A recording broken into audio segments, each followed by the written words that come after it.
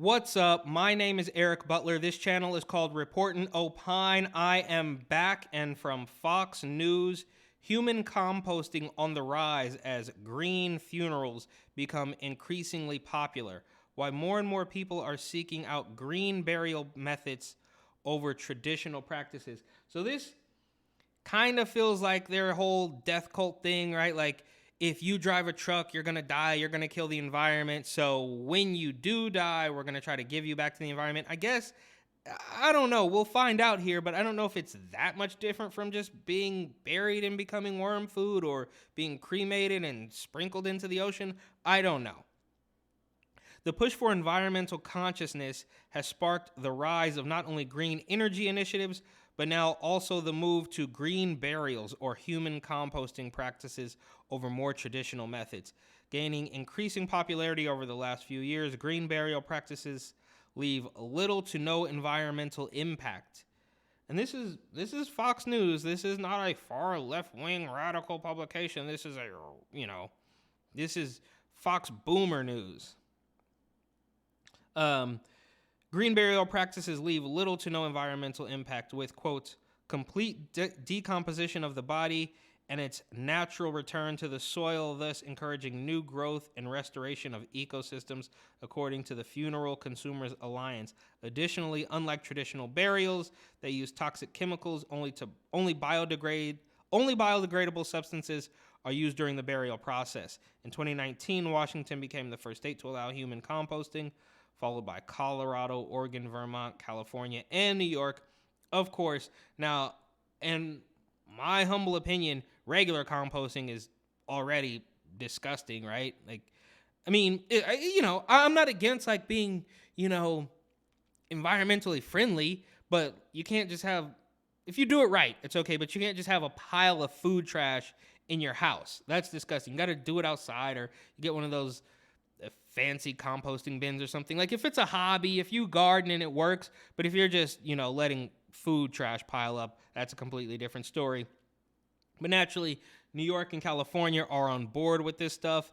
And again, it's not the worst story in the world. It's just another one of their like weird cult-like things. When you die, you have to be green. It's like everything. Look, they want to pretend like it's all about the greater good in the environment, man, but really, as we know, good and well, it's only about control.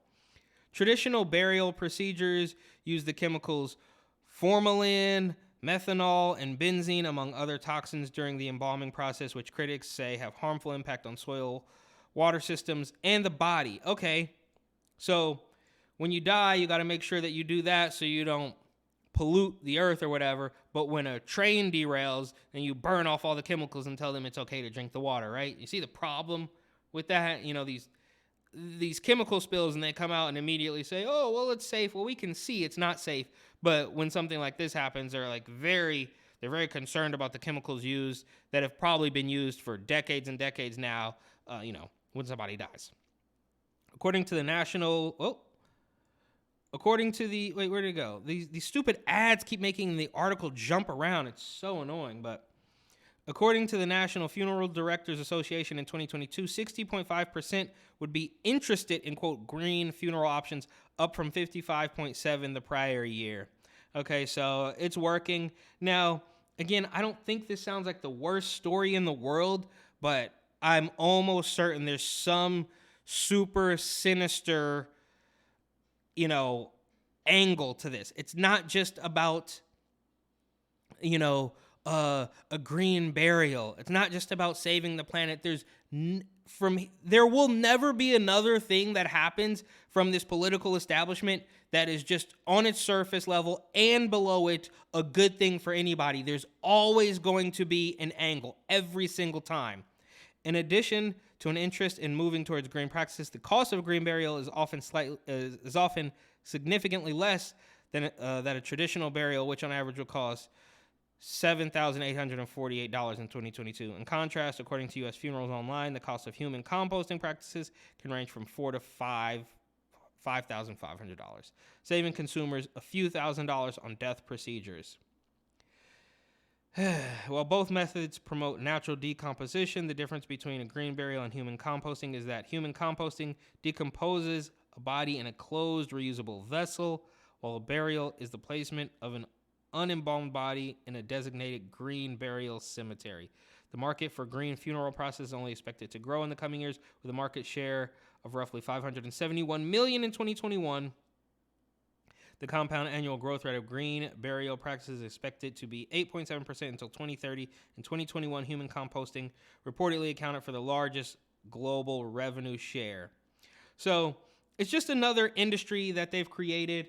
Obviously, everything is going to be a money grab, whether it's the pharmaceuticals or the entirely new industry of impulse Rona tests. There's always going to be a brand new industry, and I'm fine with that, right? It's America. You got to be a capitalist, and this is, I guess, not one of their worst ventures until they start forcing it on people, right?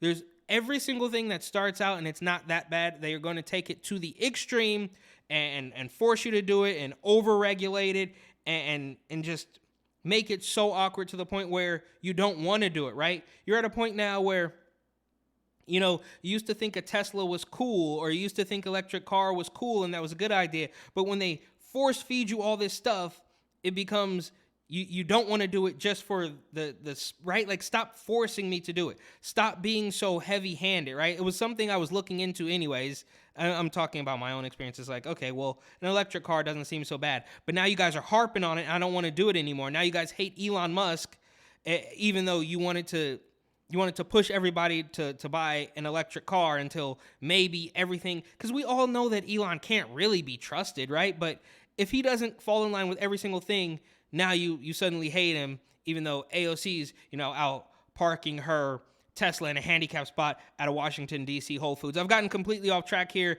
but I guess my point is, while this is weird and they're creepy little death cult stuff, it's not the worst thing in the world, but I'm sure in time they will make it completely overbearing, completely heavy-handed, and completely to the point where you don't want to do it just to spite these awful people. So, thank you so much for watching. Please like, comment, share, and of course, subscribe.